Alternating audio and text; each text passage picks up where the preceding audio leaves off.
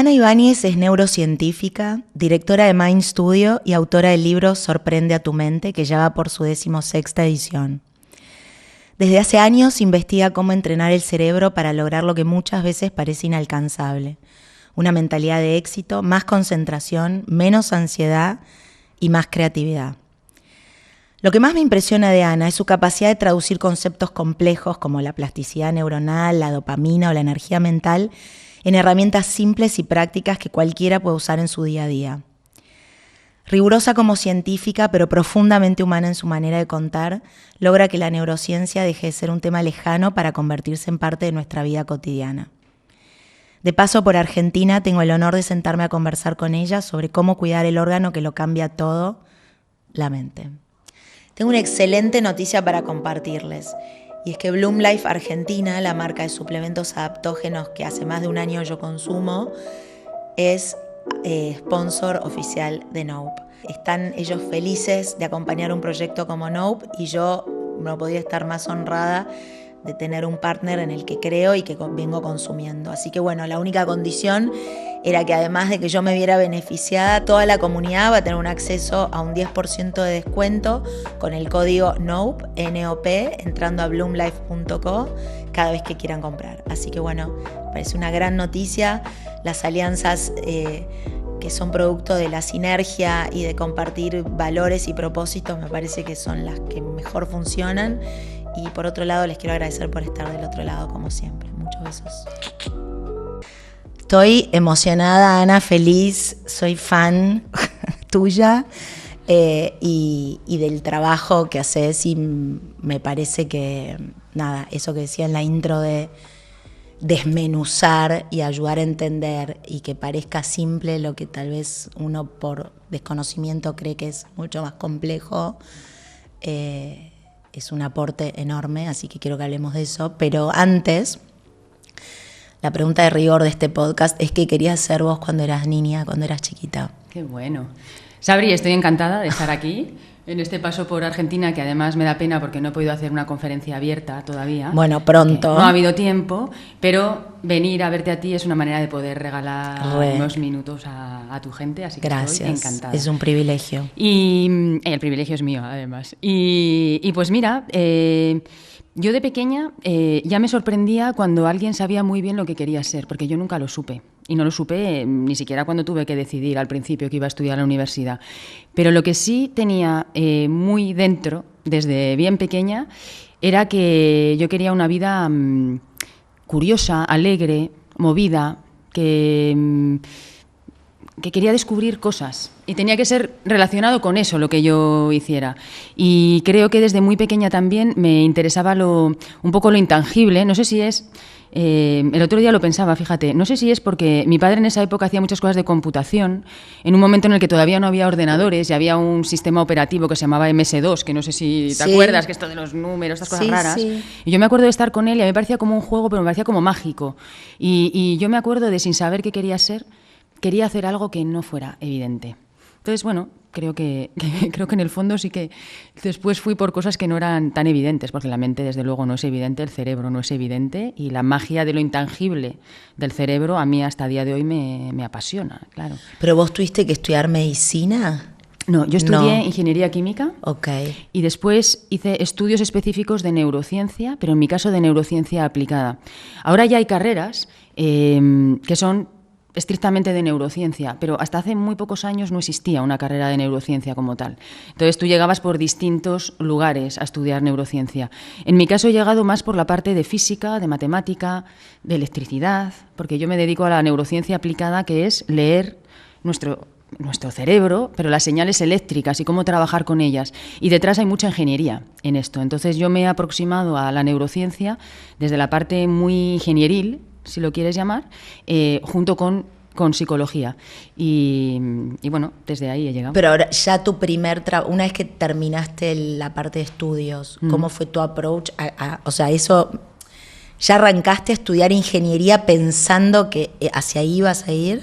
No, en realidad no. Yo estudié ingeniería porque me encantaba la ingeniería, un poco por esto que te decía antes. En este caso química, porque siempre me gustó mucho el tema de los enlaces químicos, en este caso, de cómo se forman compuestos en función de cómo son los enlaces entre los átomos, las moléculas, ecuaciones. estas cosas. Yo logré sacarme una de 0,5 en un examen de química. Mi papá me decía, ¿qué es 0,5? Solo tenés bien tu nombre. Le digo, bueno. Después recuperé y me saqué 10 en el recuperatorio y me promediaron y llegué a un 6, pero yo creo que para mí era imposible. Yo creo que la ciencia y las matemáticas, y de hecho yo quiero animar mucho y es una labor que voy a hacer ahora de forma muy activa, quiero animar mucho a las mujeres. A que estudiemos ciencia, porque hay una parte nuestra, en este caso como generalizando, pero cómo funciona nuestra mente y nuestro cerebro. Nosotras tenemos unas actitudes maravillosas para la ciencia, porque somos muy intuitivas y sabemos hilar muy bien información. Y esto en ciencia es importantísimo. Entonces creo que tenemos unas habilidades que son especialmente buenas para estar en ciencia y yo lo he disfrutado muchísimo hasta el día de hoy. Me parece fascinante estar en ciencia. No se tiene que ver... A veces se ve como que es algo gris, tosco, feo, poco divertido. Para nada, o sea, la ciencia es maravillosa. Hay que trabajar mucho ahí porque claramente las carreras STEM siguen siendo, como hay un número muy chiquitito de mujeres, que es como proporcional al número después de profesionales en las compañías, ¿no? Realmente en las universidades hay pocas. Pero es curioso eso, porque lo que decís, normalmente la ciencia no está como aliada a la intuición. Parece como que tenés que ser todo hiper correcto y como si la intuición quedase afuera de un universo tan perfecto como la ciencia. Es un error. Okay. Es un error. Casi todos los grandes descubrimientos de la ciencia vienen por una genialidad, por un momento de brillantez de esa persona, donde ha podido conectar con intuición, con subconsciente, con lo que no es evidente. O sea, en la ciencia, la apertura mental a descubrir lo que no es evidente, a poder ver más atrás, a descifrar esta especie de jeroglífico que es la ciencia. Eso se hace de una manera muchísimo mejor cuando te conectas con la intuición. Y en mi caso en concreto, si hablamos del cerebro, el cerebro es un órgano obviamente tremendamente complejo, pero tremendamente desconocido todavía. Y muchas de las cosas que estamos descubriendo y que yo descubro en mi práctica, bueno, yo tengo centros de entrenamiento cerebral, ¿no? Mind Studio. Muchas de las cosas que yo estoy descubriendo en mis centros con mis equipos viene de lugares que todavía no podemos explicar, pero que lo estamos viendo, y eso necesita una mirada que es una mirada abierta, que es una mirada despierta de, a ver, voy a sorprenderme, voy a dejar que pase lo que está pasando, sin sesgo, en vez de querer controlar y pensar que esto funciona así. Y, por ejemplo, en mi caso, hay algo que para mí es fascinante, ¿no? Entonces veo, por ejemplo, hay unas áreas cerebrales que tienen más que ver con el mundo emocional, que siempre se ha pensado que estaba más en nuestro hemisferio derecho. Y hay muchas personas que cuando yo leo una serie de síntomas previos, veo que esas personas calman su mundo emocional en vez de trabajando más en el hemisferio derecho a través del izquierdo.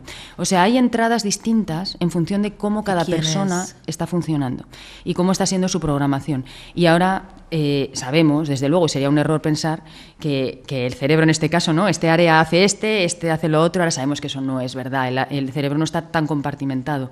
Y esas conexiones que hace no deja de ser un jeroglífico de descubrir en cada persona. Entonces, tener una mente abierta para saberlo leer, para saberte sorprender, para salir de tu zona de confort de forma continua, es importantísima. Y las mujeres en esto, debo decir que somos muy buenas, porque nosotras, aunque solamente sea, y es muy importante, aunque solo sea por el baile hormonal al que estamos sometidas en nuestra vida, pero desde la pubertad, tenemos un sistema que entiende como normal adaptarse. Claro, de autorregular. Se autorregula.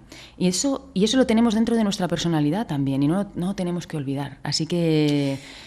Qué espectacular eso que decís, porque no lo hila nadie, esa conexión que acabas de hacer recién, por ejemplo. No.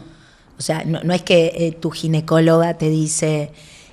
todo esto que te va a ir pasando además te da esta capacidad extra, o claro, velo como estamos siempre todas sufriendo Sí. por el vaivén hormonal, Claro. cuando tal vez estaríamos más enfocadas en sacarle el jugo o verlo como Sí. un asset.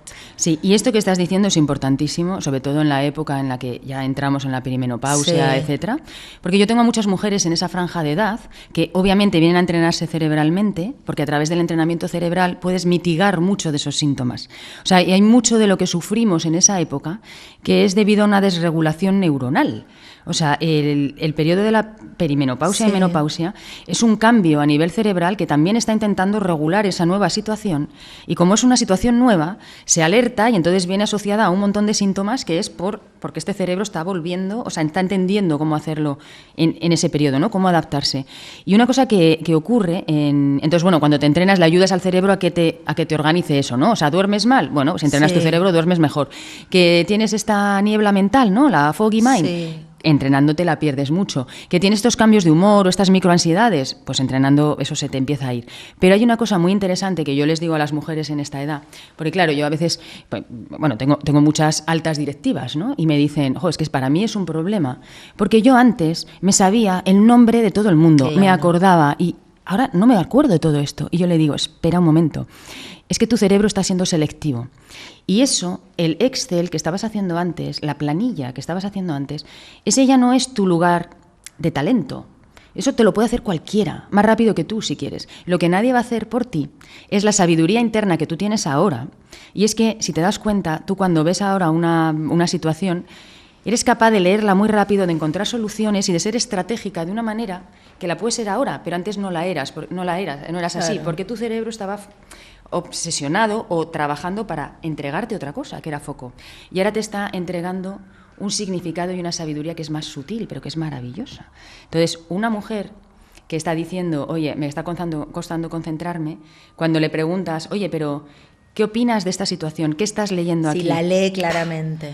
¿Cómo la lee? Entonces, no nos pidamos lo que no necesariamente tenemos que dar en esta época, y en cambio disfrutemos mucho de lo que somos en este momento. Es que es maravilloso que hablemos de eso, pero digo, primero que hace muy poco empezamos a poder hablar abiertamente de la perimenopausia, de la menopausia, de qué sucede, de que era como una cuestión, si hablabas de eso o de que decías tengo calores, bueno, estás confesando que ya sos una vieja, que no Sí. servís para nada, chau, afuera. Entonces ahora nos estamos animando a hablar, pero también yo veo que hay poco profesional idóneo, por lo menos da la sensación, con estas herramientas, que es esto que vos decís. Me acuerdo, la escuché a Oprah, que hizo un especial sobre perimenopausia y menopausia hace poco, este año, y ella también estaba fascinada, como diciendo, claro, la menopausia y la o sea, el cuerpo no afecta solo, no sé, la cuestión Claro, hormonal. claro. Todo el cuerpo está el bikini, involucrado. ¿no? La parte de lo que decía. Claro. El bikini, ¿no? Que es lo no, que es afecta, solo, no es solo eso, Sí. exactamente. Y cómo entender la etapa de vida y entender que ese impacto, obviamente, pero está bueno lo que vos decís en ese sentido de que el acordarte de memoria, todo lo que antes te acordás de memoria, hoy no tiene sentido. No tiene sentido. Ahora, vos en el estudio, en tus sí. prácticas, ¿igual lográs que la gente vuelva a eso? ¿O en realidad lo que uno hace es como ir enfocándose más en lo mejor que puede dar en esa etapa de la vida? Haces las dos cosas, porque hay una parte que es muy cerebral de cómo funciona, y es que cuando tú, por ejemplo, no te acuerdas de las cosas, Sí. te empieza a molestar, tu sistema empieza a entrar en alerta y entras en un círculo vicioso. Sí. Precisamente por ese bloqueo te está costando más volverte a concentrar, Claro. etcétera. Entonces, cuando tú calmas a tu cerebro, en sesiones, ¿no? Lees las frecuencias, nosotros trabajamos leyendo las frecuencias cerebrales, le hacemos unos ejercicios súper agradables de hacer, además, porque lo haces viendo una película de cine. Entonces, después de las sesiones de calmar a tu cerebro, le quitas de ese modo alerta y entonces te pasa que estás acordándote de cosas que se te habían ido. Por ejemplo, pasa mucho en esto de que no encuentras la palabra. Sí, a mí me pasa es muy mucho, típico, ¿no? sí. Bueno, después de entrenarte cerebralmente encuentras mucho más la palabra, porque es como que desbloqueas al cerebro. Pero a la vez haces que el riego vaya más a todas partes y que incentive más aquella parte que tú ahora estás desarrollando más. Entonces, Haces lo que como yo un veo... upgrade. Claro, es como un upgrade. Entonces, yo lo que veo a esta edad, que además, y me encanta verlo, porque ese ámbito de mujer a mí me parece muy valioso y lo tenemos que aprovechar muy bien, esa experiencia que tienen. O sea, ves cómo las mujeres realmente se posicionan en esto que te digo, ¿no? Que cogen perspectiva y dicen, oye, pues sí, mira, esta cosa ya no me acuerdo, ya no soy la de antes, pero aprovecho esto, lo otro, y entonces empiezan a disfrutarse. ¿Qué es la diferencia, no? O sea, te puedes disfrutar o te puedes sufrir. Depende hacia dónde miras. Depende de cómo te miras. Depende de cómo te miras, haces que tu cerebro, entre comillas, te mire a ti de una manera u otra. Si tú te miras con alerta, con sufrimiento, con miedo, es lo que te va a entregar. Claro. Si tú le llevas a que él se enfoque en las cosas en las que tú estás disfrutando, en la que eres nueva, en lo que se está convirtiendo tu vida, viendo las partes más positivas, tu cerebro también se ilusiona y te va a empezar a dar eso. Entonces, esos cambios son fundamentales.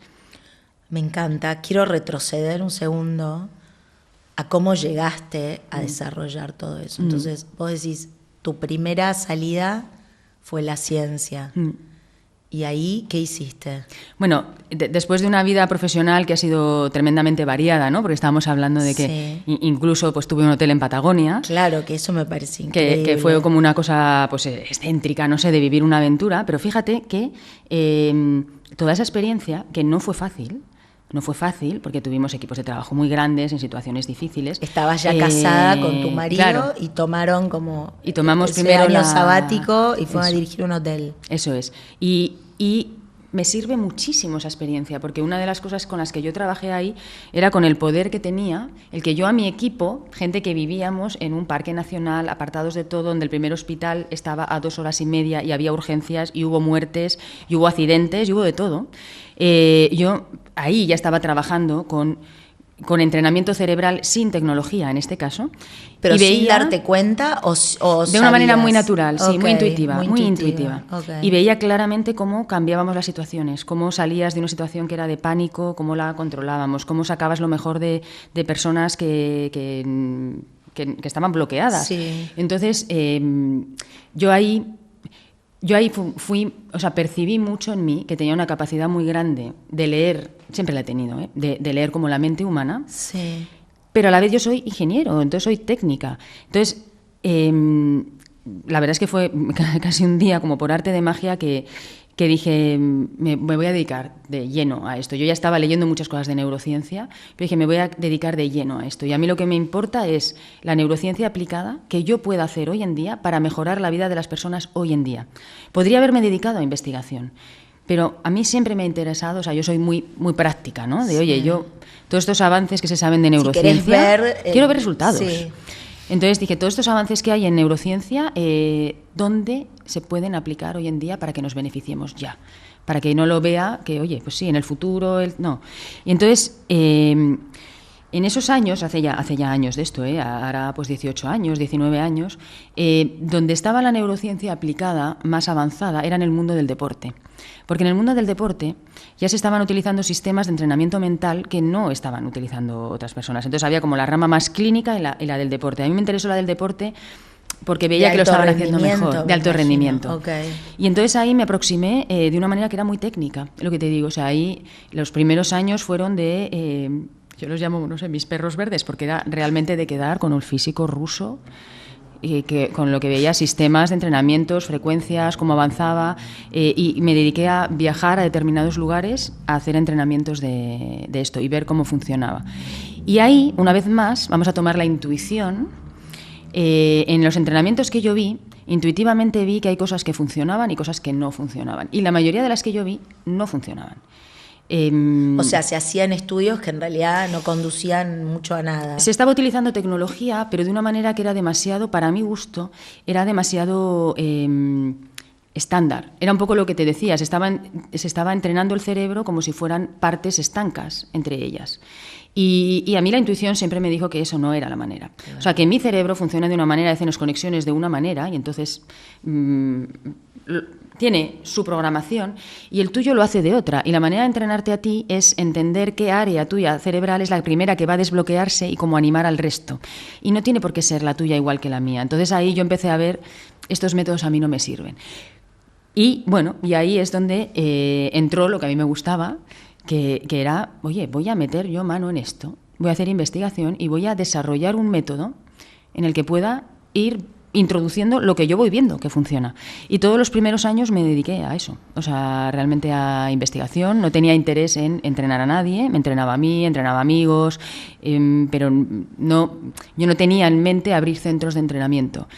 Lo que pasó fue que, claro, a las personas que iba entrenando, y cuando llegué a Madrid hace 10 años, porque viví muchos años en Chile, ¿no? Entonces, cuando llegué a Madrid... Ahí, o sea, ya empezaste a hacer eso desde Chile. Claro, desde Chile. Okay. Sí. Toda la parte de investigación empecé a hacerla mientras estaba en Chile. Y cuando llegué a Madrid, arrendé un espacio rico para seguir haciendo y ahí empecé a invitar a más gente. Pero hasta ese momento vos trabajabas sola como profesional, eras sola. Vos claro, y el paciente. Exactamente, sí. Okay. Y yo hacía mis viajes de formación para ir a ver distintas cosas, para ir incorporando elementos que a mí me parecían bien, pero estaba sola. Y lo que pasó es que, claro, pues que entrenaba a alguien que quería, por ejemplo, que dormía mal. Digo, venga, yo te entreno, vamos a ver, veía distintos protocolos. Claro, le funcionaba bien y decía, oye, te puedo traer a mi hija, que no se concentra. Claro, pues tráeme a tu hija. Y la otra me decía, oye, que me ha dicho mi amiga que estás entrenando a su hija que no se concentra y la mía pues parece que tiene déficit de atención, que se la puedo llevar. Entonces la investigación ya se me fue, o sea, ya se me escapó. Y dije, bueno, vale, hagamos una cosa. Abro un centro y seguimos haciendo esto. Y realmente desde entonces hasta hoy no he podido parar. Porque ha sido muy orgánico, pero claro, este centro se llenó, yo tengo 2 manitas, entonces tuve que tener una persona que le formé. Entonces, y eso, y ahí empezaste, me imagino que, por un lado, a entender que necesitabas un equipo, pero debe ser difícil delegar cuando no vos fuiste tan intuitivamente la que creó ese sistema. Sí. ¿A quién buscaste? Es difícil delegar y formar. Pues mira, el perfil que yo tengo en mis centros sigue siendo el mismo del principio. Es mayoritariamente femenino y no por otra cosa, sino pues porque es donde me he encontrado esa intuición que yo necesito para estos entrenamientos y con quien estoy muy a gusto. Es un perfil de neuropsicología, psicólogos que saben de neuro, que no necesariamente tengan demasiada experiencia, porque yo necesito que se moldeen y que tengan la mente muy abierta a lo que estamos haciendo. Y claro, es una formación por mi parte que es muy exhaustiva, que pasan años al lado mío y formándoles. Pero lo bueno que tengo yo ahora es que, claro, todo lo que yo he ido descubriendo, he ido haciendo método, o sea, es algo que ahora ya está. Como hay protocolos. Está más recogido, hay protocolos, entonces ahora es mucho más fácil en ese sentido. Claro, pero no tenés una que no duerme, otra que no se concentra, ya tenés un universo tenemos unos protocolos representativo. Y lo que es interesante también es que ahora ya he podido desarrollar mi tecnología. Porque antes tenía que estar como cogiendo aparatos de distintos fabricantes para lograr hacer una mezcla y hacer mi método. Y ahora, por fin, yo he desarrollado la tecnología, entonces lo que hago ya es mi método, que nadie lo puede hacer igual. Además, inventaste los aparatos para poder captar la información que necesitas. Para pedirles que hicieran lo que yo necesito hacer para el entrenamiento, que ningún otro aparato me lo da. Entonces, el grado que tengo ahora de lectura, de mejora, de análisis... Claro, es mucho más preciso. Es mucho más preciso. ¿Me podés contar como, por ejemplo, pero que eso, donde uno se imagina como todas sopapitas en la cabeza, ¿eso es así o ya no? Antes dijiste que veían películas. Son sopapitas, sí, las has llamado, ¿no? Sí.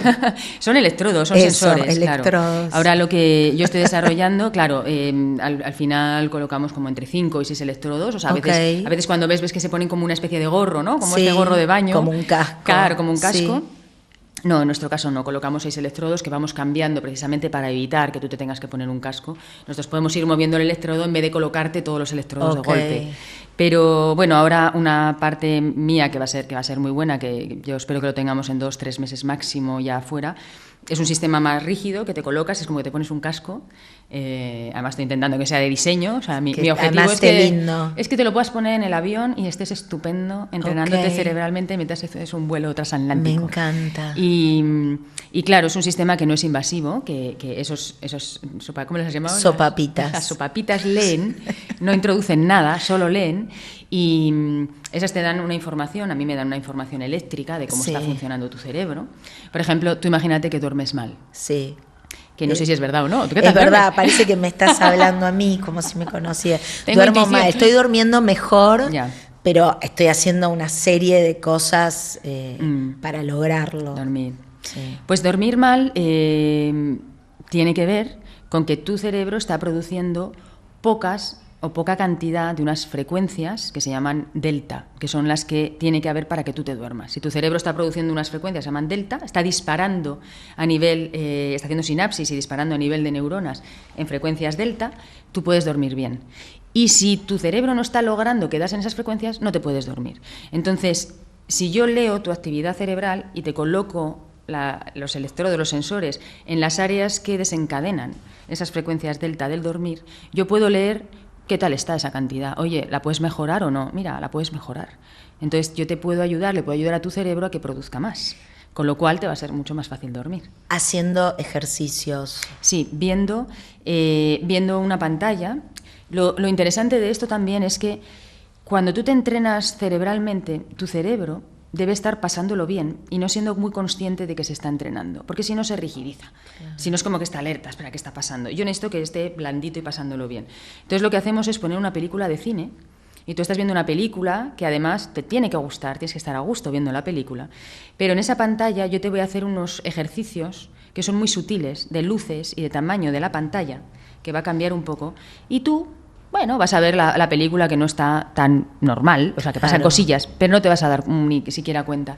Pero tu cerebro sí se da cuenta de que todos esos cambios de luz son cosas que él tiene que regular y a través de esos cambios estamos entrenándote las frecuencias. O sea, que es muy agradable de hacer. Es espectacular. Sí, parece ciencia ficción cuando lo cuentas así. La verdad que sí, es el futuro hoy, pero espera. Sí, estamos ¿Con qué frecuencia? Sí.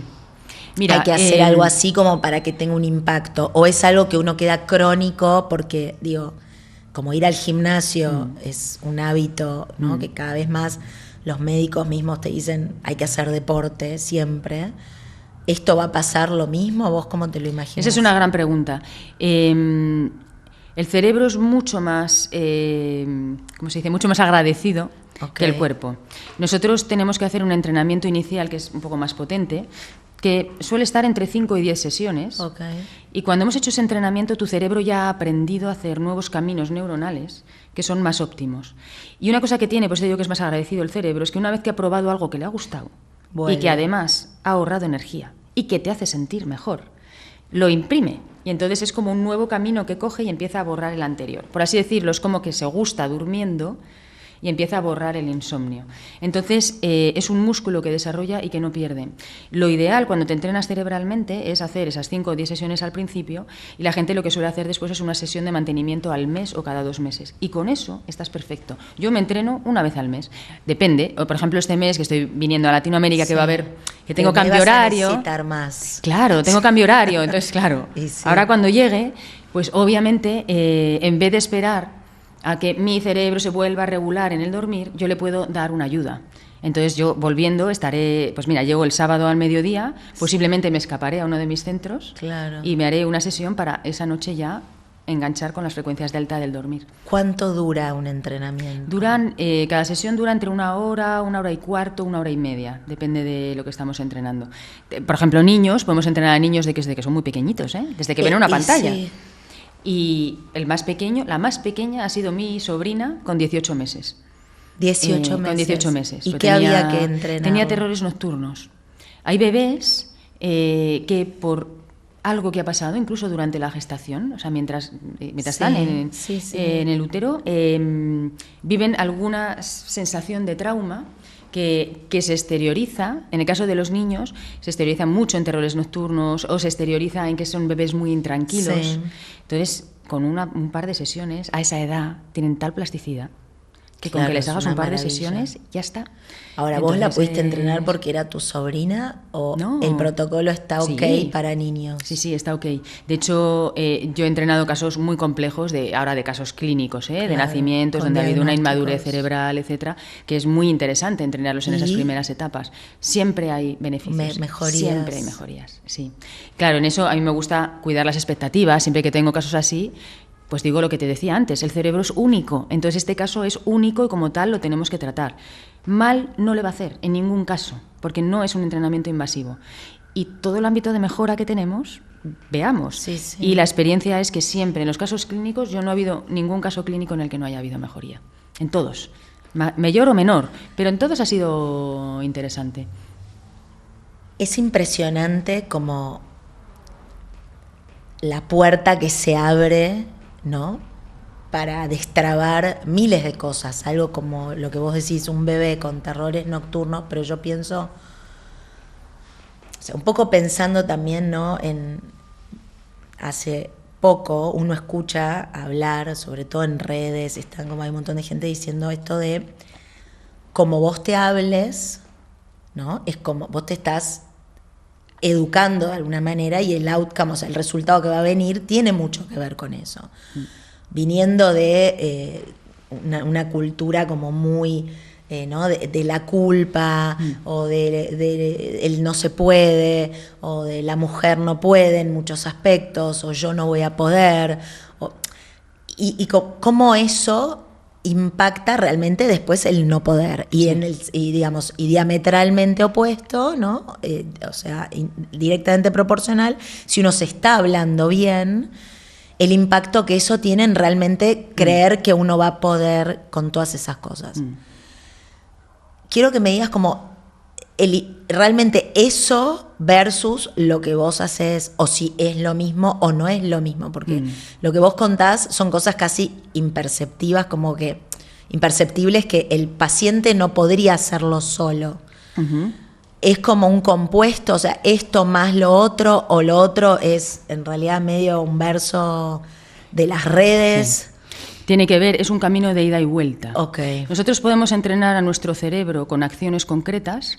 Tú entrenas a tu cerebro si te fuerzas a tener un lenguaje positivo contigo mismo. Le estás entrenando, tienes mucha razón en lo que dices. Okay. O sea, lo que tú te dices, tu cerebro lo recibe.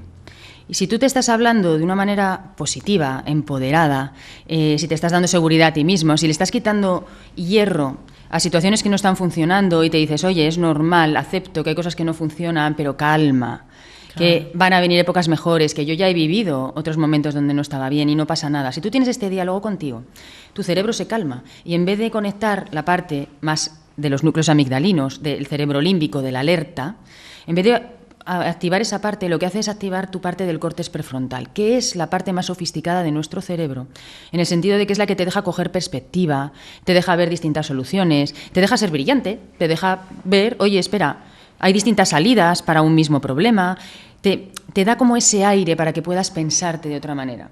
Y eso lo estás provocando tú simplemente por cómo te estás hablando. Entonces, si tú te hablas bien, tu cerebro va a tener más energía y va a conectar las áreas cerebrales que a ti te van a permitir hacer buen uso, tomar acciones que van hacia eso, hacia ser expansivo. Si tú te hablas mal, haces lo contrario. Estás diciéndole a tu cerebro, estoy en peligro, esta situación es terrible, yo estoy sufriendo, no hay salida. Y cuando tú te dices eso, tu cerebro se lo cree.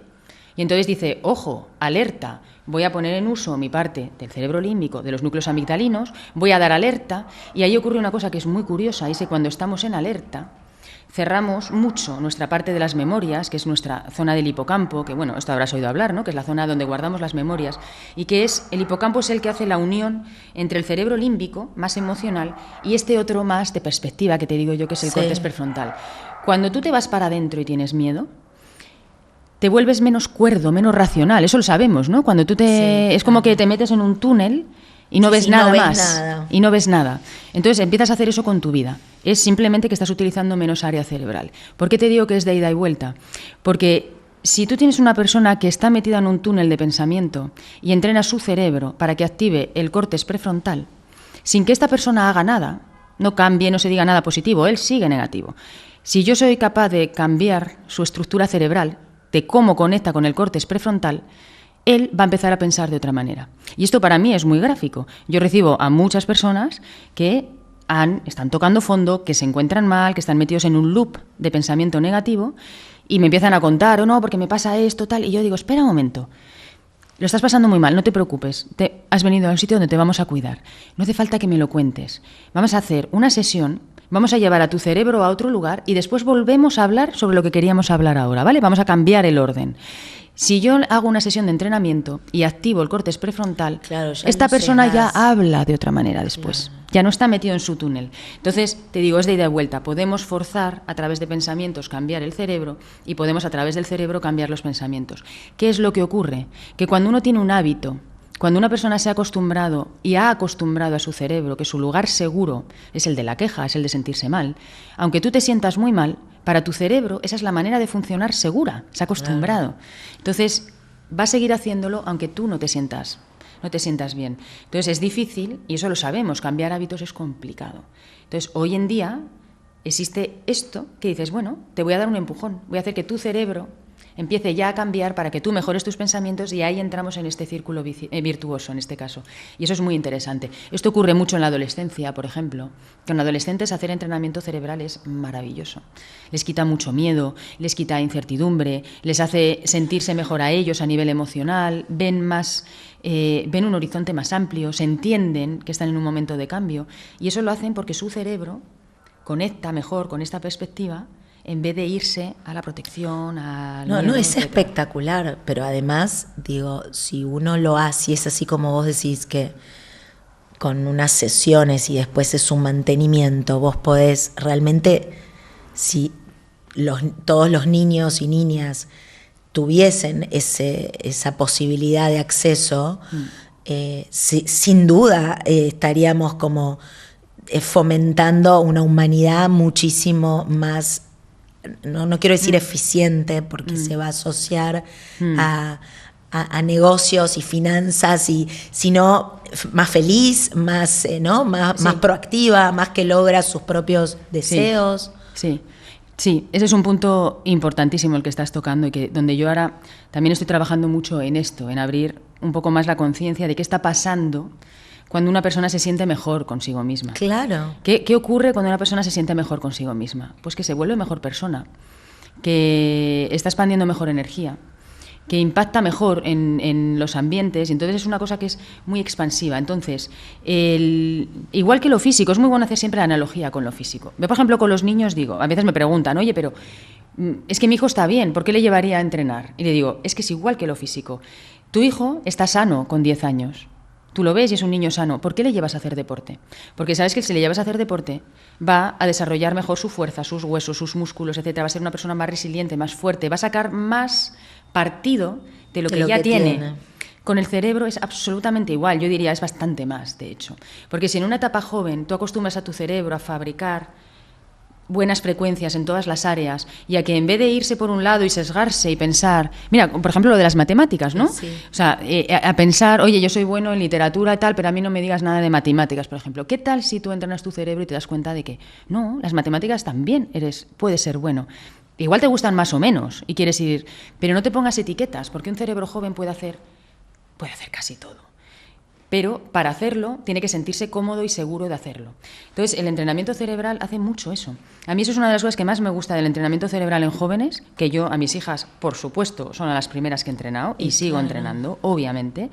Y me gusta eso, la amplitud de mira que les da, les hace más flexibles, les hace entender que el mundo emocional a veces es cómodo, a veces es incómodo, pero no se asustan. No se van a negro si de repente están tristes, si se están sintiendo mal con ellos, si se sienten de menos. No se van a negro. Que es algo que hoy saben moverse. Con las redes sociales, estamos mucho más expuestos. La adolescencia siempre fue una etapa de desafiar a las normas, de ir en contra de la bajada, sea de los padres, sea de los docentes, de la sociedad en general. Pero siento que hoy están expuestos a elementos que sin ayuda es como que entra en una espiral descendente. Sí, terrible. Está siendo durísimo. Creo que está siendo durísimo para los jóvenes hoy en día. Y ahí sí, hablamos un poco más, te diría de una forma más psicológica y filosófica. Tenemos que entender que una persona, el ser humano, se encuentra bien cuando se siente querido y cuando se siente aceptado.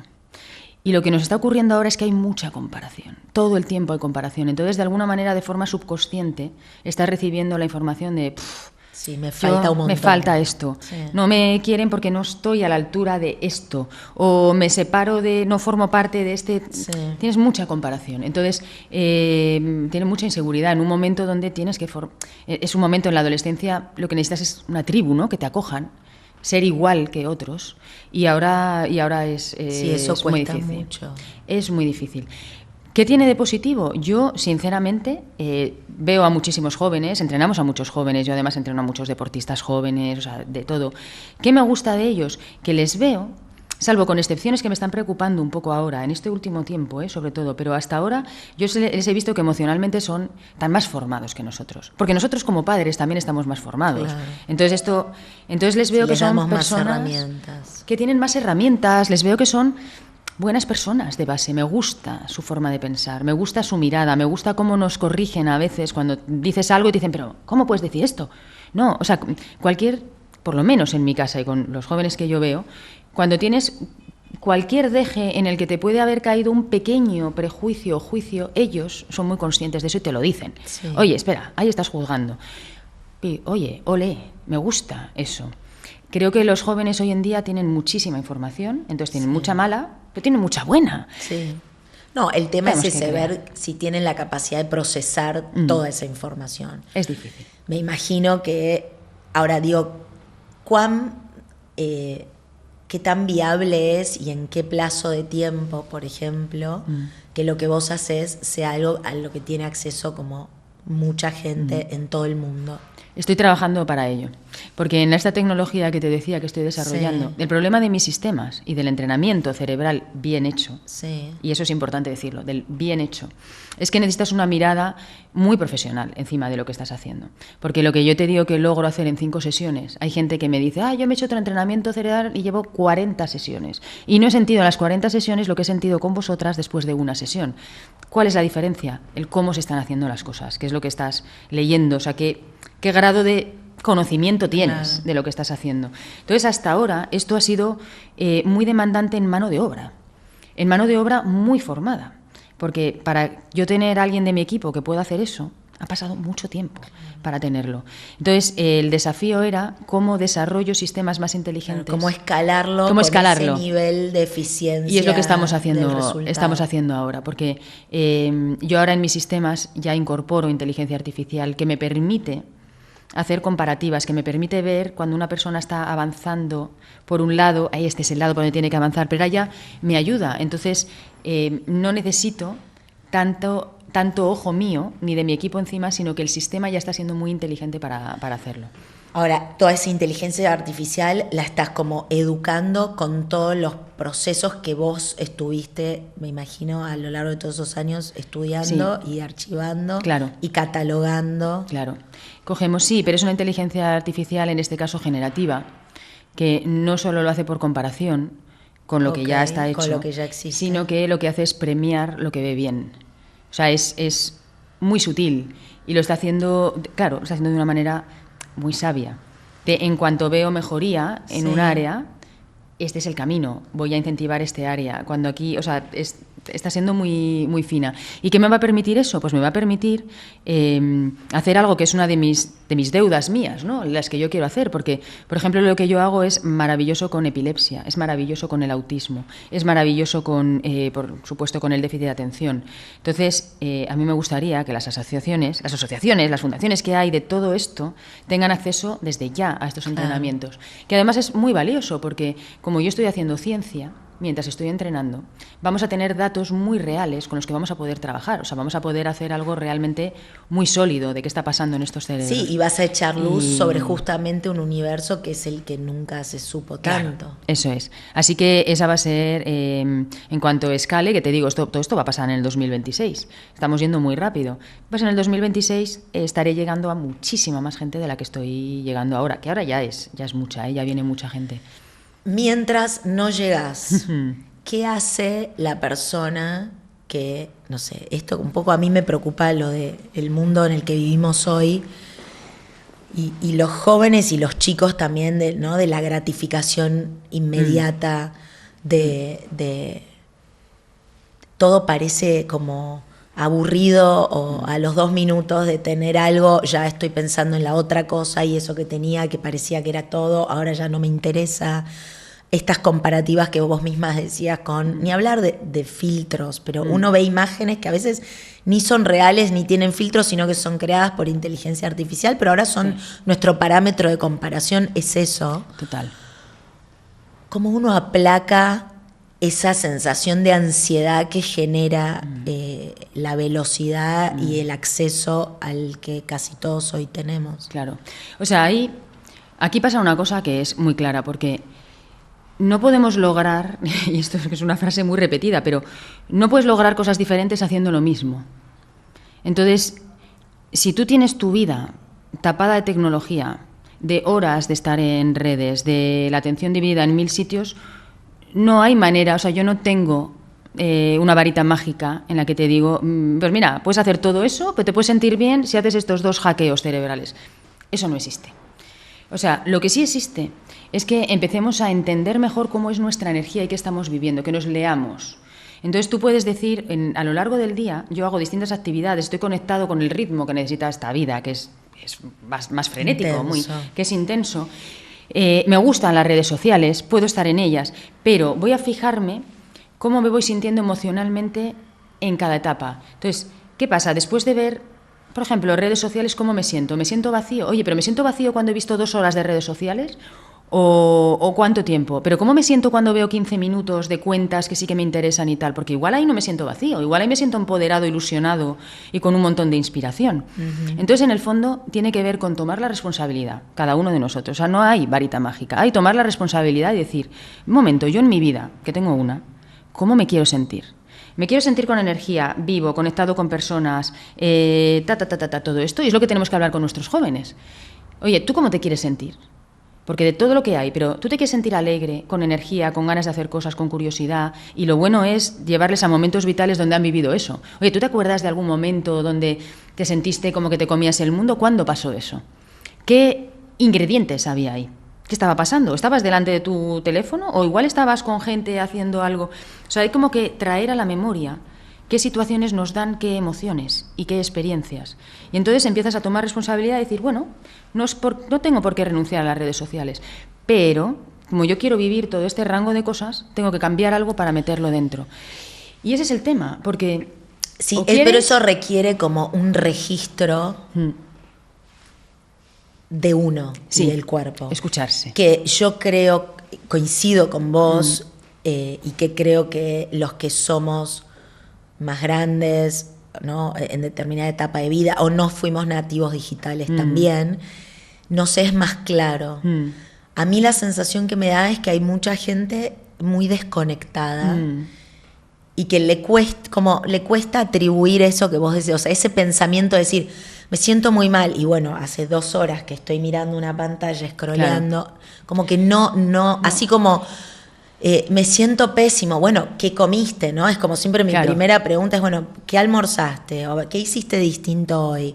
Hay gente que no se registra. Bueno, ahí es nuestra labor de adultos. Esa es nuestra labor, en el fondo. O sea, ¿qué es más constructivo para mi hijo? Que le diga, oye, que no paras de mirar el celular.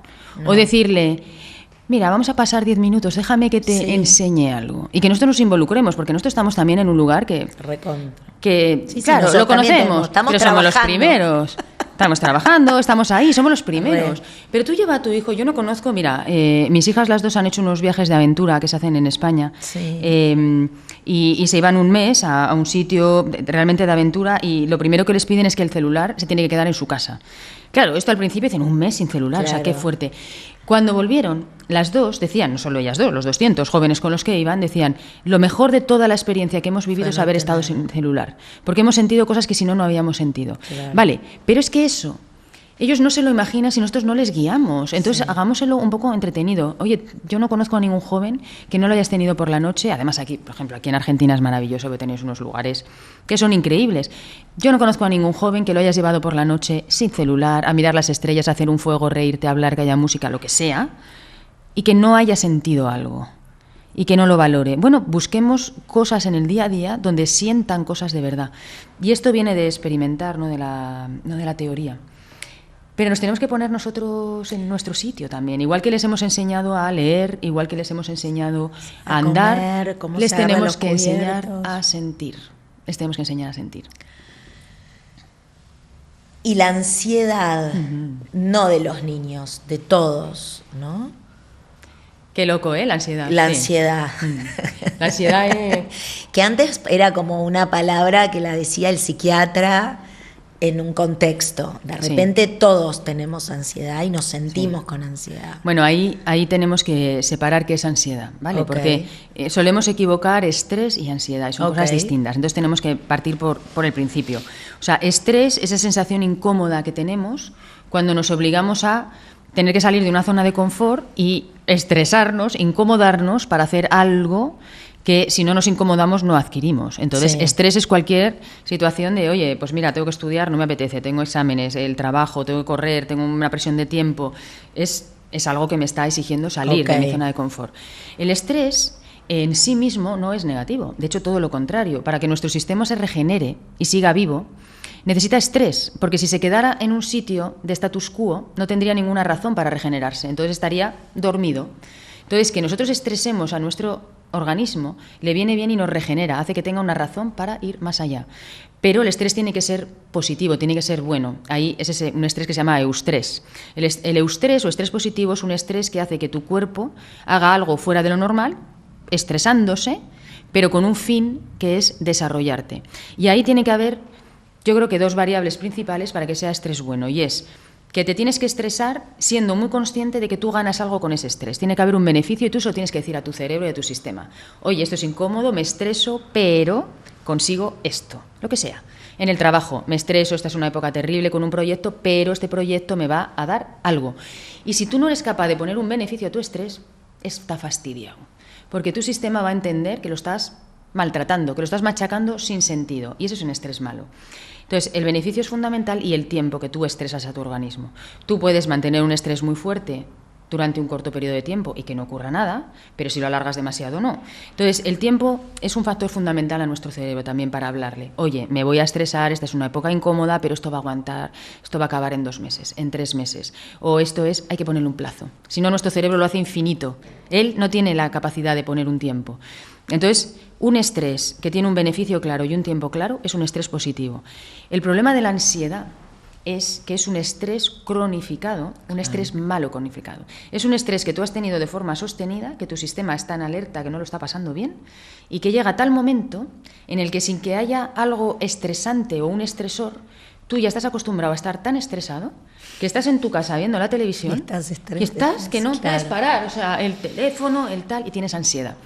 La ansiedad es, por así decirlo, un cuento que tu cerebro ha empezado a contarte, que te dice tienes que estar alerta, puede haber peligro, tienes que estar activo, no puedes descansar, tienes que tener pensamientos intrusivos, porque algo malo puede pasar. Y ese algo malo puede pasar es un invento, pero es un invento que viene de que ha estado sostenidamente sometido a estrés y a alerta. Entonces, para quitar la ansiedad, tenemos que ir a identificar qué en tu día a día te está estresando y por qué ese estrés que estás sintiendo no está en el lado positivo, porque es negativo. Hay beneficio detrás, en el tiempo, estás cuidándote, estás recargando energía, ¿qué está pasando ahí? Porque ahí es cuando empiezas a desactivar. Pero es verdad que en el caso de la ansiedad es, por así decirlo, algo que tu cerebro programa y que te hace vivir muy incómodo porque te ha programado que tú necesitas estar en ese grado de activación y de alerta, porque si no, siente que te puede pasar algo malo. O sea, realmente tu sistema piensa, tu cerebro piensa, si no estoy alerta de esta manera, con la cabeza preocupándome, yendo y con este baile tal, me puede pasar algo malo. Y eso es porque vos ya lo tuviste en ese estado mucho tiempo. Claro. Y aprendió eso. Y aprendió eso. Entonces, para desarmar esto, lo primero es entender de dónde viene, porque una vez que tú le pones sentido común, puedes empezar a decirte cosas, lo que hablábamos antes del cerebro, le puedes hablar distinto. Entonces tú puedes estar en tu casa sintiendo ansiedad y ya le pones una cosa concreta, le dices, espera un momento, estoy sintiendo ansiedad porque he escuchado que es, porque mi sistema como que piensa que esto es lo seguro. Entonces voy a ir al opuesto, voy a demostrarle que es seguro ponerme una buena música, relajarme, meterme en el agua, darme un baño. O sea, quiero decir, tú mismo puedes empezar a desarmar tu ansiedad haciendo cosas contrarias. A mí me gusta decir en ese sentido que la ansiedad es el miedo que está sintiendo nuestro cerebro por la vida. Y el miedo que siente nuestro cerebro lo tenemos que visualizar como que es un niño asustado en nuestro cerebro, que está como... Entonces, ¿cómo calmas a un niño?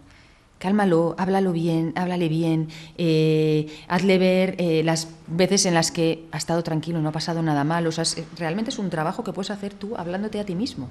No hay sentido de sentirme así. Pero obviamente el entrenamiento cerebral en estos casos es maravilloso porque te saca de ese círculo vicioso. Claro. Te desprograma eso.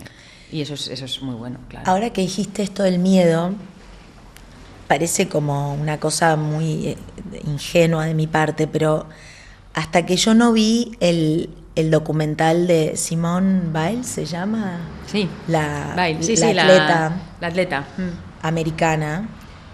Ella dice en algún momento, y en Netflix hicieron un documental sobre su vida, y en un momento ella cuenta, y ella en un momento se retira porque sentía como mucha ansiedad y después vuelve y bueno. Pero lo que ella dice es, yo siempre siento miedo cada vez que corro para hacer el ejercicio en el caballo, ¿no? Ya. Imagínate. Y a mí se me abrió como una puertita. Yo estaba segura que la gente que hacía eso permanentemente en su vida no tenía miedo, que sentía, adrenalina, que le parecía espectacular. Yo soy una persona que no me subo a una montaña rusa porque siento que me muero, que el corazón lo estoy por escupir y la paso mal. Y entonces no me entraba en la cabeza que ella hiciese eso a pesar del miedo. Y esto fue hace, un año y medio. A mí me cambió, yo cada vez que siento miedo de algo, me acuerdo de Simón. Muy bien. Y digo, bueno, si todo el mundo siente miedo. Total. ¿Cómo hay que...?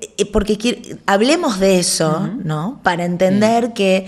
Porque a veces uno no tiene la posibilidad de escuchar y sentirse relacionado, como hacer toda esa conexión. Pero la realidad es que a todos nos dan miedo cosas.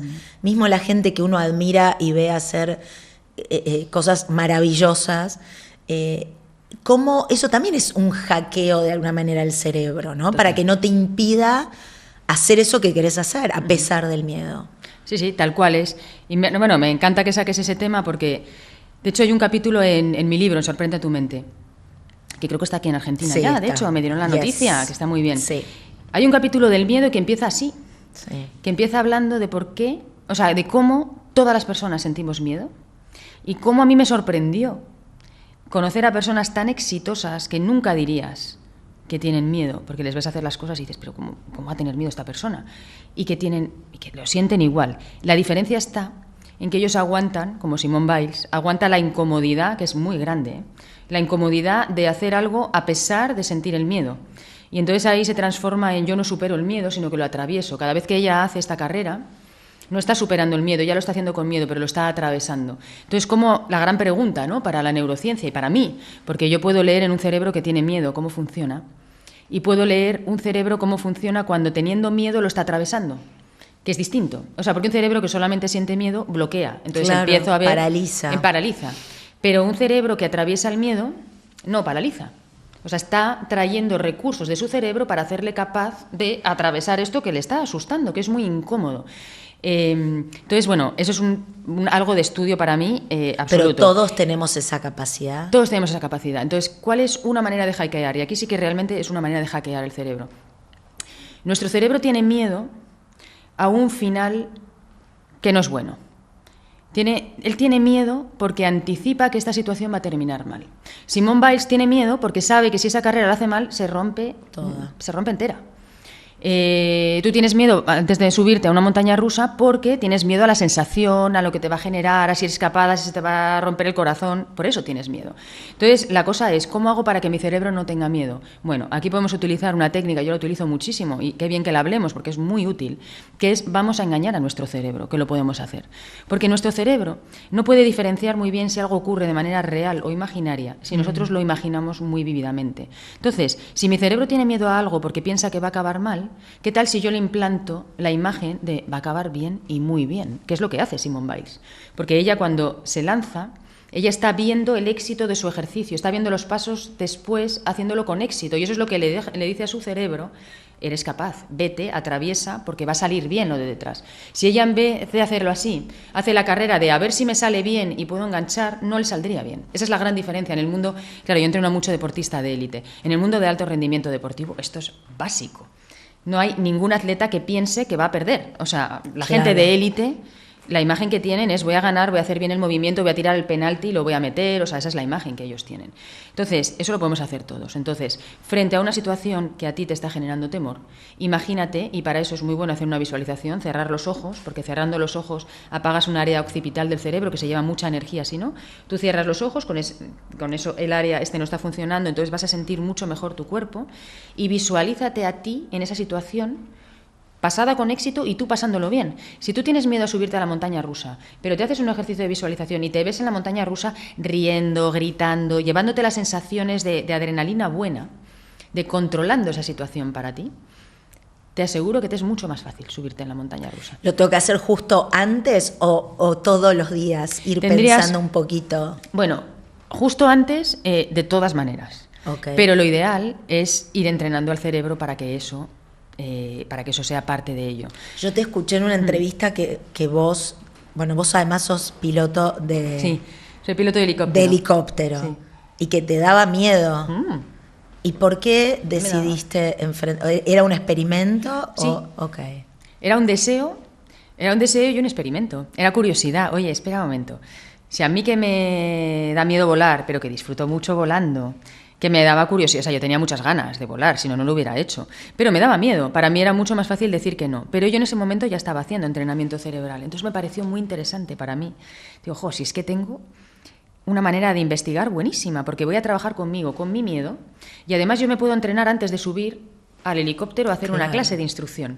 Entonces puedo ver qué ocurre si me entreno este área, puedo ver qué ocurre si me entreno la otra. Y era fascinante. O sea, yo podía sentir como si me entrenaba un área cerebral, lo que notaba era que estaba como mucho más abierta a escuchar, porque claro, cuando tú estás volando al principio es muy difícil tener la mente muy abierta porque estás como con susto, hay ruidos, porque además el helicóptero es súper como... Es muy sensible. Muy sensible.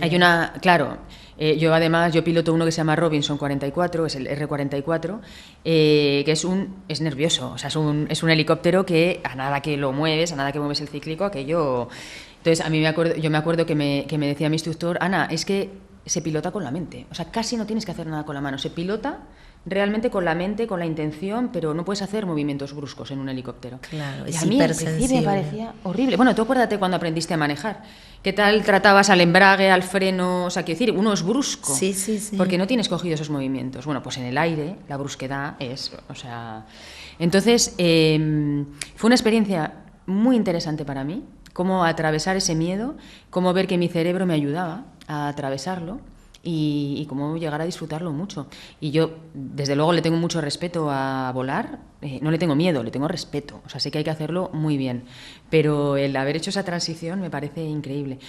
Y me ha ayudado mucho para trabajar con personas. Yo todo lo que vivo es experiencia mía que luego me ayuda en mi método. O sea, yo sé qué tuve que hacer yo para aprender a pilotar atravesando el miedo. Entonces sé qué es lo que tengo que hacer para personas que les paralizan otro tipo de miedos, como puede ser hablar en público, como puede ser exponerse, como puede ser separarse de su pareja, como puede ser un cambio de profesión.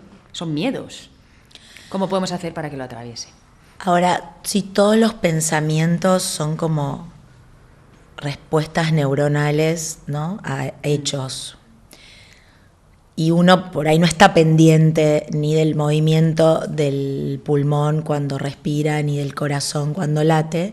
Sin embargo, los pensamientos es como que no los puedes frenar. No. Y lo que hay que entender un poco es eso. Vienen, bueno, los dejo pasar, ¿no? Lo que no me sirve o empiezo a ser más activo y lo entreno para pensar otra cosa. Si uno se empieza a entrenar con un método como el tuyo, esos pensamientos inútiles o boicoteadores tenderían como a desaparecer, ¿no? A mí, mi experiencia personal, la mía, ¿eh? Sí. Porque cada uno en el entrenamiento cerebral lo vivimos a ritmos distintos y empezamos mejorando cosas distintas. Okay. Pero la mía, la primera, es tal cual lo que dices tú. O sea, yo tenía antes de empezar a entrenarme, tengo mucha información cerebral. O sea, quiero decir, veo muchas cosas, soy como muy, muy viva, tengo mucha actividad. Entonces vivía llena de pensamientos. O sea, no podía sacar, tenía como la cabeza con mucho ruido. Y me costaba muchas veces ver como el orden, ¿no? Que es prioritario, que no le das un poco a todo la misma importancia, que eso es terrible, porque claro, acabas haciéndote una masa densa en vez de tener una mente más ágil, más ordenada, más clarita. Yo la primera sesión de entrenamiento cerebral que me hice, lo que noté fue, wow, o sea, ¿qué ha pasado aquí? De repente es como que haya venido alguien aquí a ordenar mi cabeza y tengo una claridad en la que no hay ese ruido, no hay esa densidad, o sea, tengo claridad, tengo que hacer esto y esto no lo tengo que hacer, porque no es lo que tengo que hacer ahora. Pero sobre todo tenía esa sensación de no estar dentro de un ruido, o sea, de adquirir una serenidad que era increíble. Entonces, para mí fue increíble porque lo comparaba de dónde venía, o sea, tenía una imagen muy clara. Claro. Yo hoy en día tengo una actividad profesional enorme, tengo una vida personal muy rica de cosas y sigo no teniendo pensamientos invasivos, sigo no mezclando cosas, facetas. Yo puedo venir aquí antes... O sea, no ha habido preocupación ni nada, no he tenido invasión con eso. Es como que mi mente está ordenada, no me mete pensamientos que no son constructivos para nada, me da lo que necesito, pero tengo una serenidad interna de pensamientos que es tremenda. Para mí es, creo que la gran conquista a nivel cerebral, para mí, la mía. Hay personas que no tienen tantos pensamientos intrusivos al principio. Las mentes despiertas normalmente tienen. Eso te iba a decir. Muchos. O sea que no todos tenemos la misma... No. ¿Qué es plasticidad, características? ¿Cómo se llama eso? No, es que todos tenemos funcionamiento y programación cerebral distinta. Okay. Entonces, la plasticidad es la capacidad de cambio que tienes. Entonces, también eso es distinto. Igual que tú vas al gimnasio y ves a personas que haciendo lo mismo que tú, oye, musculan o hacen flexibilidad más rápido o menos que tú. O sea, cada uno tenemos una capacidad, ¿no? Entonces, nuestro cerebro en cada uno de nosotros tiene una velocidad distinta en asentar cosas. Pero luego los cerebros son distintos. Hay personas que, de manera pues ya genética, cultural, lo que traen ellos más de base, es gente que no se preocupa, por ejemplo. Pero tienes a gente al lado que es todo lo contrario, que viven preocupados. Entonces, el entrenamiento cerebral para cada uno de ellos es distinto, obviamente. Igual el que no se preocupa... le está faltando otras cosas a nivel cerebral. Igual no se preocupa, pero le está costando foco o motivación, o no sé. Entonces, igual es un cerebro que, pues eso, hay cerebros que se ilusionan menos, por ejemplo. Pues se les puede enseñar. Pero todos tienen como capacidad de llegar al mismo lugar. El grado, esto sería como decir, todos podemos físicamente llegar a ser el mismo físico. No. No, obviamente. Tenemos distintos puntos de partida. Pero todos nosotros podemos mejorar lo que tenemos, todas las áreas que queramos. O sea, tú puedes ser una persona que te defines, en tu caso será más extrovertido, imagínate, ¿no? Sí. Tú puedes decir, pues yo soy una persona muy extrovertida, pero a veces lo que me falta es, qué sé yo, poner límites y poder estar para mí en mi serenidad y tal. Bueno, tú tienes la capacidad de algo que no tienes de manera tan innata, desarrollarlo a nivel cerebral. Y te puede pasar a otra persona que es al contrario. Dice, yo lo que tengo es que soy muy tímido y me gustaría ser más extrovertido, tener un mejor balance. Bueno, él va a entrenar lo otro. Cada uno llega donde su cerebro le va llevando con más facilidad. ¿Todos nos concentramos igual cuando nos entrenamos? No. Hay quien tiene más facilidad para concentrarse y generar frecuencias beta. O sea, hay gente que le saca más resultado a una primera sesión. Eso es. En lo general, yo te diría, bueno, si hablamos en porcentaje, te diría que el 60% de las personas, después de las primeras sesiones, de las 2 primeras sesiones, 3 primeras sesiones quizás, lo que sienten es una serenidad y una calma interna nueva, que te hace sentir... A mí me gusta una sensación que me dicen, es que estoy como más zen, pero en el buen sentido. Es como que le he quitado... Como que estoy viendo como las lo que cosas. te pasó a vos cuando tuviste tu primera sesión. Eso es. Pasa que lo mío fue más casi por el hemisferio izquierdo en este caso, o sea, fue como muy cognitivo. O sea, fue muy de... o sea, yo tengo una lucidez. O sea, lo mío fue...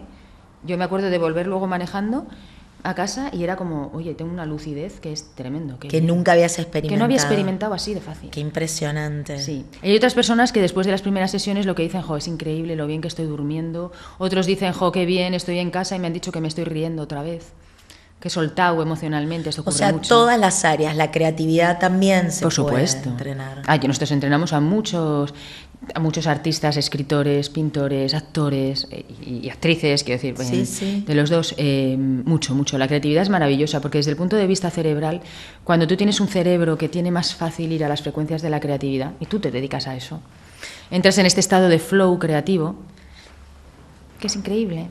Es entrar en ese lugarcillo donde queremos estar todos. Y viste cuando hay ese lugar común de decir, bueno, vos sos creativo, yo me ocupo de los números, yo soy el de las finanzas. O sea, eso también, o sea, ¿eso es una construcción social o es una construcción de este verso que uno, o sea, verso muy porteño, pero de ese cuento que uno se cuenta a uno mismo de ser ese personaje etiquetado y por ahí tiene un potencial enorme para desarrollarse con los números, por ejemplo? Es que es todo, pero normalmente uno tiende a hacer aquello que le sale más fácil. Entonces las personas que van tirando más a por un área más de eso, de matemáticas, de más números, etcétera, porque eso les resulta más fácil que la comunicación, por ejemplo. Y luego, o sea, esos son como por tus habilidades naturales, las que te salen más fácil, vas como redirigiéndote. ¿Qué ocurre? Que cuando tú ves a una persona muy infeliz haciendo algo, es porque no ha seguido esa lógica y posiblemente está haciendo algo que no le sale de manera natural, entonces tiene que estar haciendo un sobreesfuerzo o algo impostado que no le hace bien.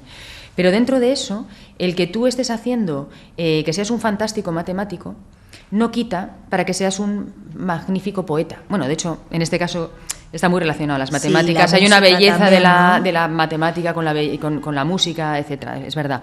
Pero tú puedes decir... sí, un surfer, por ejemplo. Por ejemplo. Un surfer matemático. No hay por qué elegir, efectivamente, no hay por qué elegir. Pero el creerte lo posible es fundamental. Y es verdad que uno te etiquetas y dices, yo soy bueno en esto. Pero si a mí misma me pasa. O sea, yo... viendo mi historial o viendo mi biografía, había momentos de mi vida que decía, o sea, que lo que escuchaba era, Ana, eres un poco o inconsistente o incoherente, porque haces muchas cosas muy distintas, y eso estaba mal visto. Y yo nunca lo encontré mal visto, porque uniéndolo con esto que me preguntabas de cuando era niña, a mí la curiosidad me ha parecido siempre un arma maravillosa, una herramienta increíble. Entonces, en mi curiosidad está... Oye, me encanta la ciencia, pero ¿por qué no me va a gustar la poesía o el arte? ¿Por qué tengo que elegir? Que me guste el deporte, pero ¿por qué no puedo ser otra cosa? Incluso hoy en día. Me defino como neurocientífica porque es mi actividad de hoy en día. ¿Significa que eso es lo que soy? No. Quizás dentro de 10 años este mundo es apasionante, yo tengo personas que lo están haciendo por mí y yo necesito explorar otra faceta de mí que me va a hacer igual o más feliz, seguramente, y que quizás tiene que ver con el arte. Y esa soy yo. Entonces, eso somos todos. Hay este poema de Walt Whitman, yo lo digo mucho, que decía que me contradigo. Claro que me contradigo. Contengo multitudes. Si uno se sabe compuesto por multitudes, te permites probar distintas cosas y decir con la cabeza muy alta, sí, qué raro, ¿verdad? Oye, soy esto. Soy todo eso. Pero soy todo esto también. ¿Por qué tengo que elegir? ¿Por qué me tienes que etiquetar en un lugar? Obviamente, donde dedicas más tiempo y más esfuerzo es donde más vas a desarrollarte. Entonces, oye, no podemos ser buenos en todo, puede ser pero medio si buenos. hay un área que a vos te gustaría desarrollar y nunca lo hiciste o te venís autoconvenciendo de que no sos bueno, lo podés hacer. Lo puedes hacer. Yo veo cambios en esto... Yo veo cambios espectaculares. Yo me estoy por sacar un pasaje a Madrid, me parece. Ojalá vengas. Oye, mira que no viene muchísima gente de Argentina. Eso te iba a decir. Sí, estaría bueno que estés acá. Espera, 2 últimas preguntas, pues me podría quedar acá con vos todo el día. La meditación, ¿tiene realmente un impacto? Yo, por ejemplo, medito todos los días hace 6 años más o menos. Y siento que logré como... No es que es la meditación de ese día, no es el impacto en el día, sino el acúmulo de esa práctica. Me fue haciendo un poquito menos, más serena, ¿no? Menos como con necesidad de que todo se resuelva en un minuto, menos enojada, no sé. Perfecto. Menos permeable al estrés externo. Buenísimo. pero no sé si es Sí. real o es Imaginario, muy te lo estás imaginario. imaginando. Que igual serviría porque me estoy convenciendo a mi Sí, te cerebro, sirve, tal cual. fantástico. No, la meditación tiene una base real que nos Ok. mejora, que nos entrena y que nos ayuda a entrar en coherencia de frecuencias cerebrales de una manera mucho más rápida. Cuando meditas le enseñas a tu cerebro a producir más frecuencias alfa, que son las de la calma, incluso frecuencias que se llaman zeta o teta, y entonces tú activamente le estás haciendo ese ejercicio de flexibilidad para que vaya a esas frecuencias. Y es por eso, cuando tienes más de estas frecuencias dentro de ti, porque le estás enseñando, es por eso que sientes esa serenidad, esa calma, menos impulsividad, etc. El tema con la meditación es que no es la única manera de adquirir esto. Y a veces es un poco incómodo escuchar a las personas que defiendan solo la meditación como la manera de llegar ahí. Porque los cerebros que son muy activos, la meditación al principio no es su manera de entrar a las frecuencias alfa, todo lo contrario. La gente que está muy activa cuando medita al principio no está aumentando alfa, sino que está aumentando beta y high beta, las del estrés, las frecuencias del estrés, porque es una situación que no es natural para ellos. Entonces hay que dar pasos. Y los pasos son empezar haciendo meditaciones que son más activas. Cualquier actividad que a ti te guste, donde se te vaya un poco el tiempo, que ojalá sea manual, o pasear escuchando una buena música por un sitio donde ojalá haya apertura de visión, porque mirar al horizonte genera muchas frecuencias alfa de la calma. Es una manera de meditar. Yo, por ejemplo, nadaba mucho. La natación, para quien nada con un buen ritmo respiratorio, es una meditación en sí misma. Sí. Pero yo pensaba mucho cualquier cuando cosa. nadaba. Tú pensabas mucho cuando nadabas. Sí. Sí, el deporte en general, el ciclismo, deportes los que son runners, individuales, claro. los runners, los deportes individuales donde entras en una cadencia, son deportes muy meditativos, donde te beneficias mucho de esto. Entonces, cuando hay gente que me dice, yo es que no puedo porque no puedo meditar, le digo, no, es que puedes meditar, pero de una manera que es para ti. Y la meditación activa, o sea, ponerte una buena música y marcharte a pasear y dejarte hacer un ejercicio solamente de sentir el exterior, de voy a sentir el sol o el frío, sentir Pero los hay sentidos. un tiempo mínimo que deberíamos intentar hacer eso una vez por día, ponele. Ojalá pudiéramos hacer eso 10 minutos al día, sería fantástico. En el fondo, si nosotros pasáramos 10 minutos al día más conscientes de nuestros sentidos, ya estaríamos meditando activamente. O sea, solamente de llevar esa atención al presente, ¿no? que es de lo que trata el mindfulness. Pero yo creo que no tenemos que ser rígidos con esto. O sea, hay que escucharse. Sí, cada uno sentirse. con lo que le resuene. A mí me encanta la meditación de acostarte en el suelo y poner los pies en alto sobre una pared y escuchar una canción que a ti te gusta y que además estás acostumbrado a escucharla porque te hace bien, y simplemente vivir esa canción y poner los sentidos de qué estoy sintiendo, qué tal, y dejar que ¿Pero venga. es una canción tranquila o La que puede tú quieras, ser la que tú quieras. heavy metal? Hombre, ojalá no. Ojalá no, pero si ese Una heavy cumbia. metal te conecta con algo tuyo y te hace sentir bien, Lo que se te importante olvide es el que mundo, te lleve a un momento de felicidad que se te olvide el mundo. y que se te olvide el mundo. Que se te olvide el mundo. Que tu cerebro decida quedarse navegando en un sitio donde estás a gusto. Eso es meditar. Porque desde el punto de vista mío, de neurociencia, meditar es aumentar las frecuencias alfa de la calma, del bienestar en el cerebro. Vos lo que necesitas ¿Cómo llegues es ahí? ese objetivo. ¿Cómo llegues? Llega por donde quieras. Una ducha, un baño, una buena conversación, un tararear, un lavar los platos y sentir el agua. Quiero decir, es que eso es meditar. No es solo meditar el sentarte en un sitio, controlar los pensamientos y tal. Es una manera de meditar, pero a muchas personas les deja fuera. Les deja fuera. Esta temporada tengo la suerte de que me acompaña Bloom Life, que son unos suplementos adaptógenos que yo estaba tomando ya hace 2 años, y los chicos se acercaron y me dijeron, nos encanta, te queremos apoyar. Yo tomo melena de león y ashwagandha, que es lo que me ayuda a descansar, que hoy te voy a dar también. Qué bien, para que te lleves. súper. Pensamos con Bloom Life una pregunta, que es esta pregunta: ¿qué nuevo hábito incorporaste recientemente en tu vida? Tiene que ser uno nuevo, porque vos, no sé, es difícil hacerte esa pregunta vos. Pero Sí, algo te digo nuevo por qué que es hayas difícil. incorporado, no tiene que ser netamente ni de deportivo, ni de control mental en tu caso, no sé, pero algo que vos hayas hecho un shift, un cambio recientemente para mejorar tu calidad de vida. Pues mira, no es una pregunta fácil para mí porque yo soy muy rebelde con las rutinas y los hábitos. Sabes que hay gente que es muy ordenada, que yo lo admiro mucho, y que yo tengo esta rutina, tal, y que creo que es muy bueno, someterte. Pero para mí la libertad es fundamental. Yo me siento bien cuando me siento libre. Entonces me siento, veo, o sea, me percibo a mí. Tengo, en ese sentido, tengo una vida tan demandante y con tanta responsabilidad, por un lado, que lo que mi sistema me pide es no rigidez. Me dice, escúchate, cuídate, quiérete. Entonces va más por ahí todos mis hábitos. Entonces, el último hábito que he introducido, si se puede llamar hábito, es, este año me va a tocar viajar bastante, porque tengo que dar conferencias en sitios, porque estoy haciendo investigación, y entonces tengo equipos de trabajo en distintos lugares de Europa. Y el hábito que he dicho es, no voy a permitir hacer un viaje de trabajo sin que me pueda llevar un recuerdo muy bueno a nivel de alma personal. Tiene que pasar algo siempre asociado al viaje que me vaya contenta de no solo ha sido un viaje de trabajo, sino que hay algo personal que tú te llevas, que puedes identificar y que te vas a acordar en el futuro. Y lo estoy haciendo. Y es fundamental, porque tiene que ver con lo que te decía del estrés positivo. Si yo le exijo mucho a mi sistema, le tengo que dar mucho. Y darle mucho a él es darme mucho a mí. Entonces tengo que tener siempre como este balance. Entonces el hábito es, no voy a permitir exigirme demasiado. Solo trabajo. No voy a permitir exigirme solo sin que haya algo que pueda defender y decir, lo he pasado bien. Que lo paso muy bien trabajando, pero no puede caer solo en el placer del trabajo. Yo trabajaría todo el tiempo, para mí es mi pasión absoluta, pero no puede quedar ahí. Ese es el hábito, esa pregunta además vos no puedes dejar de pensar que estás educando tu cerebro. Sí, claro, pero fíjate, ahí hay una cosa, Sabri, que qué bueno que digas eso, porque no puedo dejar de pensar que educo a mi cerebro para que trabaje para mí. Y entonces la sensación que tienes es de no estoy solo ante el peligro, sino sé que tengo un aliado dentro de mí. Y es curioso, porque yo lo siento. Yo hay momentos en los que no me estoy sintiendo bien, o estoy cansada, o presionada, o no sé por dónde salir en algo, y respiro, y es como que le digo, hey, tú sabes lo que tienes que hacer, dámelo. Y eso es una manera de hablar con el subconsciente, dámelo si lo tienes dentro.